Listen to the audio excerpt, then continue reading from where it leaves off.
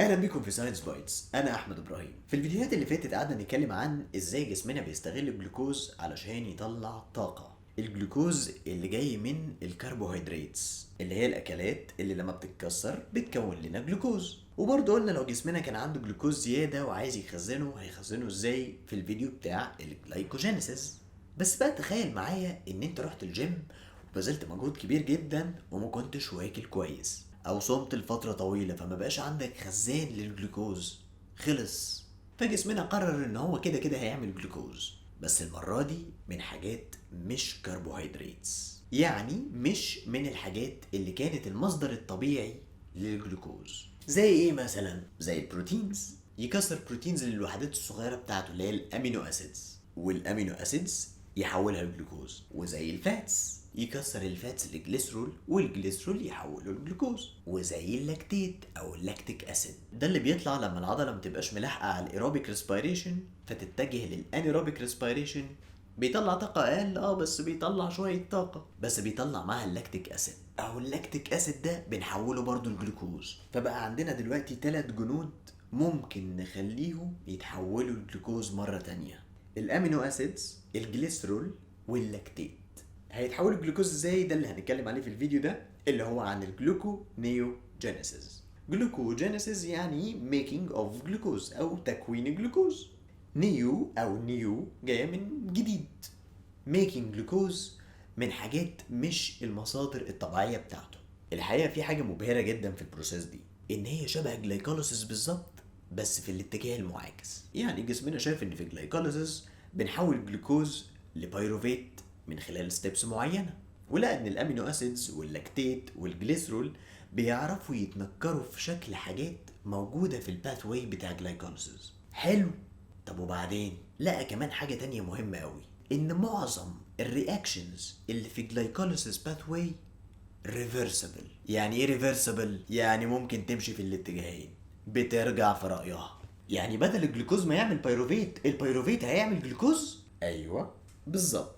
فاللي هطلبه منك ان انت تعمل بوز للفيديو وتخش تتفرج على الفيديو بتاع الجلايكوليسيس وترسم الباث واي بتاع الجلايكوليسيس عشان ترجع معايا فيه خطوه خطوه.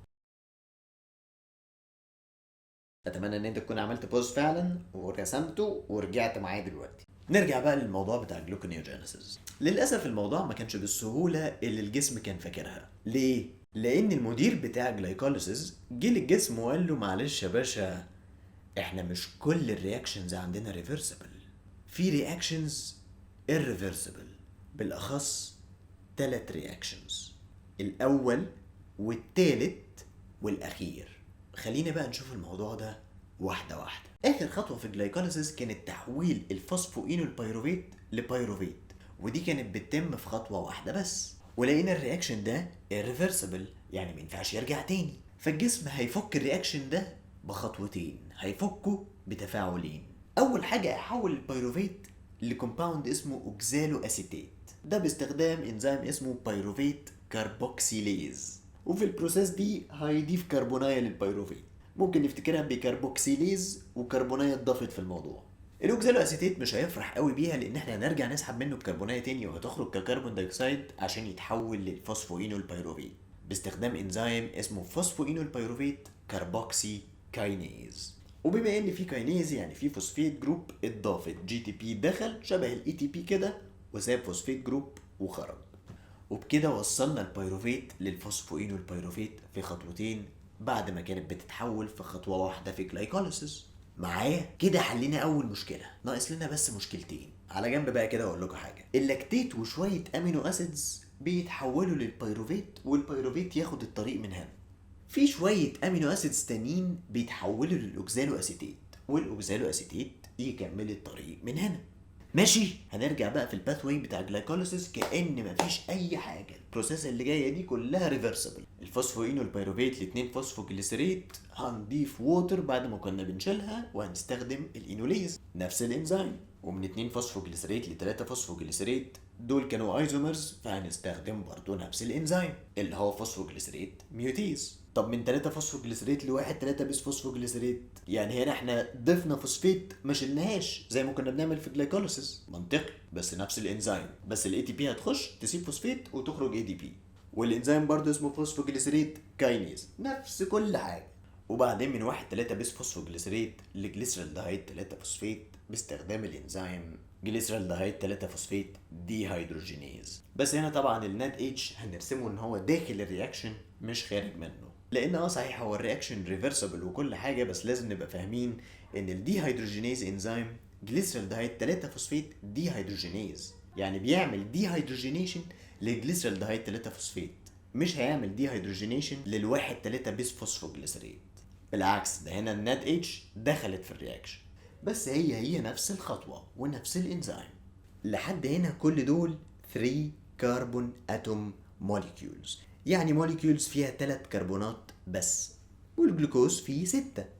لو تفتكروا كنا بنيجي في خطوه في جلايكوليسيس وبنكسر كومباوند فيه 6 كربون اتومز لاتنين كومباوندز كل واحد فيه 3 كربون اتومز، واحد اللي هو جليسرالدهيد 3 فوسفيت، واخوه اللي هو الداي هيدروكسي اسيتون فوسفيت. اخوه فعلا هم ايزومرز، يعني الداي هيدروكسي اسيتون فوسفيت برضو بيتحول في الاخر للجليسرالدهيد 3 فوسفيت، فنقول ان احنا عندنا 2 جليسرالدهيد 3 فوسفيت. اهو هنا بقى يحصل العكس، وهيندمجوا مع بعض وهيعملوا لنا 6 كربون اتوم موليكيول اللي هو الفركتوز 1,6 بسفوسفيت. فركتوز او 6 كربون اتوم موليكيول عشان كل واحد من جليسرالدهيد 3 فوسفيت كان في 3 كربون اتومز، وبسفوسفيت لان كل واحده في الجليسرالدهيد 3 فوسفيت كان عندها فوسفيت جروب، يعني دي كان عندها فوسفيت جروب ودي عندها فوسفيت جروب، فلما يندمجوا مع بعض يبقى الكومباوند الجديد فيه 2 فوسفيت مش واحده. حلو. حاجه برضو على جنب، علشان ندخل الجليسرول اللي جاي من الفاتس على الباث واي ده عشان يعمل لنا جلوكوز، لازم نحوله لداي هيدروكسي اسيتون فوسفيت، والداي هيدروكسي اسيتون فوسفيت يكمل الطريق من هنا. ونبقى كده وصلنا لاخر 3 خطوات في جلوكونيوجينيسيس، او اول 3 خطوات من جلايكوليسيس، واللي احنا قلنا فيهم ان الخطوه الاولى والخطوه الثالثه كانوا برضو irreversible، يعني مش هنعرف نستخدم نفس الرياكشن، لازم جسمنا يتحايل على الموضوع ده.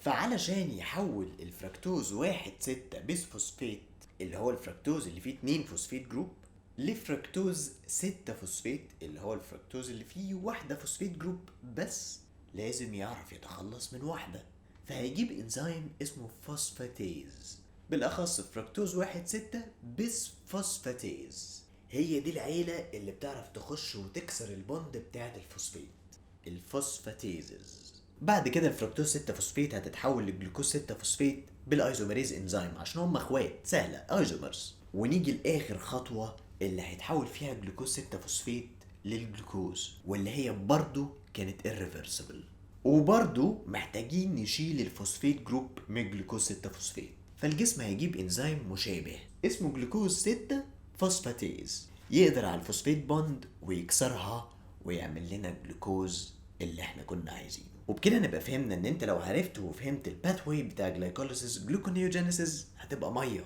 وهتبقى فاهم ان هي جلايكوليسيس ما عدا بس ال3 ستيبس اللي كانوا irreversible فكيناهم ب4 خطوات. الرياكشن الاولاني فكيناه بخطوتين، والاتنين رياكشنز اللي كانوا في اخر 3 خطوات فكيناهم بخطوتين. وفهمت ان احنا عندنا 3 جنود، الامينو اسيدز واللاكتيت والجليسرول، وان ال3 جنود دول بيعرفوا يتنكروا في شكل حاجات في الباث واي بتاع الجلايكوليسيس، ولو عرفت تخلي الحاجات دي تتنكر في شكل حاجات في الباث واي نقدر نرجعها تاني جلوكوز بسهوله. في الفيديوهات اللي جايه ممكن نتكلم عن ازاي الحاجات دي بتاخد شكل الحاجات اللي في الباث واي، ايه الرياكشن اللي بيحول الجليسرول للداي هيدروكسي اسيتون فوسفيت، وايه الرياكشن اللي بيحول اللاكتيت للبيروفيت اصلا، وايه الرياكشنز اللي بتحول شويه امينو اسيدز للبيروفيت. بس ادينا عرفنا ان احنا لو حولنا الحاجات دي لاي حاجه موجوده في الباث واي هنعرف نرجعها تاني للجلوكوز. ونبقى كده شرحنا باختصار الجلوكونيوجينيسيس، او ازاي بنعمل الجلوكوز من سورسز غير الكربوهيدراتس. لو عجبكم الفيديو متنسوش تدوسوا على لايك وسبسكرايب وعلى زر الجرس الجميل ده عشان يجيلكم نوتيفيكيشن كل ما يبقى فيه فيديو جديد. سلام.